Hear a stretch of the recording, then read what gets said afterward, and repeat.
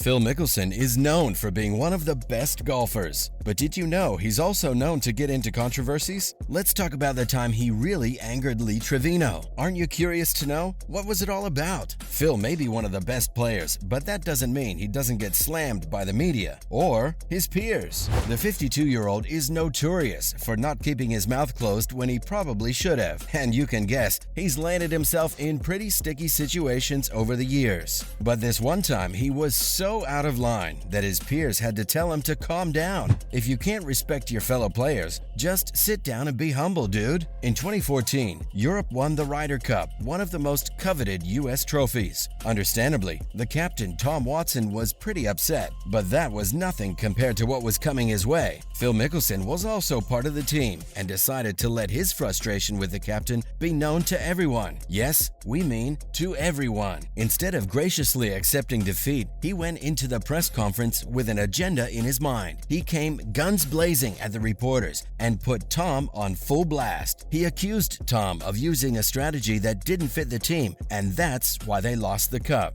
We use that same process in the President's Cup, and we do really well.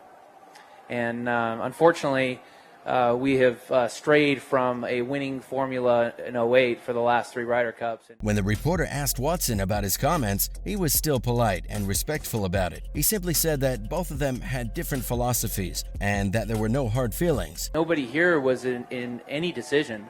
I had a different philosophy as far as being a captain of this team. It takes 12 players to win. It's not pods, it's 12 players. But, I don't buy that. And there's a reason for it. And that's what happened next. Watson may have accepted the comments, but his friends didn't. They weren't going to let anyone disrespect him like that, especially Lee Trevino. He got so mad at him, he just had to give Mickelson a piece of his mind, and a few profanities mixed in the middle as well. In an interview with Golf.com, he said that it would have been better if Phil had kept his mouth shut. Ooh, shots fired. The reason he got fired up was that Phil actually has a losing streak at the Ryder Cup, so why is he going around criticizing other players, especially those who have won the cup many times? Beats us. He went on to say that he never should have been on the team in the first place. Wow, Trevino has no chill. He explicitly said that someone like Patrick Reed should have been on the team instead. He has a 3-0-1 record at that point. Oof, that one's gonna hurt. That's why they say you should always think before you speak, kids, or you might get schooled in front of the entire world. Not gonna lie, that was quite enjoyable. There's no need to feel bad for Phil. He's doing quite well for himself. Don't believe me? Check out what he's been up to now. Here's Phil at 14. Struggles continue. Oh, well done.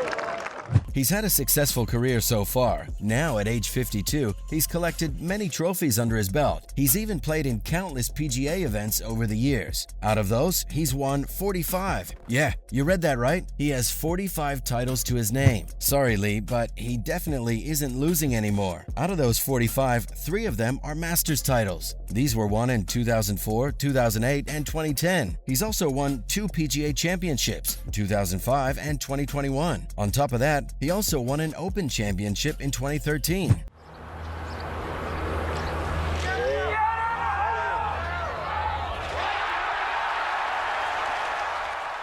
That career makes it clear that he means business. Despite his age, he's still winning PGA championships as recently as 2021. Love him or hate him, you have to admit, he's got game. But it appears that Ryder's Cup is his Achilles heel though. He's had more appearances in that tournament than any other player, having played 47 matches. He also has the most 4-ball points at the Cup too. Still, his record is not the best. He's won only 18 of the 47 matches he's played. He's lost another 22.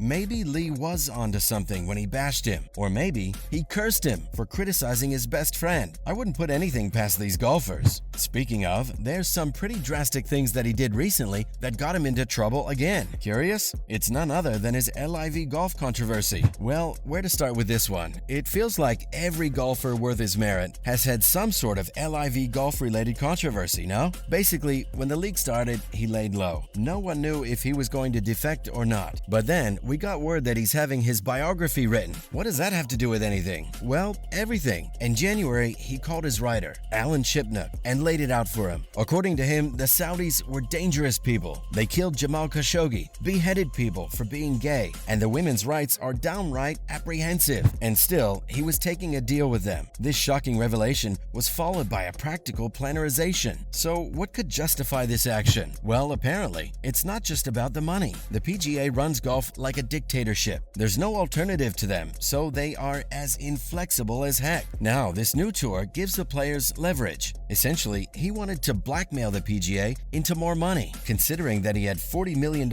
in gambling debts, it's not surprising that he took the deal though. As expected, the PGA was not happy. He's also been MIA since then. He's also removed himself from the championship. Rory McIlroy called his comments selfish and naive, and that started the domino effect for him. Sponsors began to drop him left, right, and center, and that's when things really got out of hand. He issued an apology and stated that the comments were never supposed to be made to the public, but it did little damage control. Still, he had the $30 million signing bonus to console him. While it looked like it was the end for him, he's not backing down, it seems. Yeah, you heard that right. He's still going strong. Joining LIV came at a cost, of course. He can't play in the PGA or any non-PGA events on US soil, but he can still play internationally. But that's not the only challenge facing him right now. The 52-year-old is also battling with age at the moment. He admitted this in an interview where he got real about the struggles of aging for athletes. He explained that it's very hard for him to keep his focus now. Golf is a long game, and it tests both the physical and mental fitness of a person. And apparently, Lefty isn't doing so great in the mental aspect of it. Still, he says he's not giving up. Retiring is not really on the agenda right now. He'll do everything he can to maintain his focus and train his mind. That's going to be a strict diet and exercise that's going to keep him sharp and fresh in the game. He exercises in the mornings with his trainer. His gym routine is a mixture of light to high-intensity workouts. It has foam rolling, stretching, weightlifting, and core strengthening exercises all rolled into one. He does that for 90 minutes every day. That is one dedicated man. Age is just a number to him. Even if that causes him trouble, he'll find a way around it. Well, we hope exercise solves your focus issue, sir, because it sure isn't going to make your troubles with the PGA go away. Focus on getting into their good books too, maybe? That's it. Now you know why Lee Trevino got upset with Phil and what problems he's facing these days.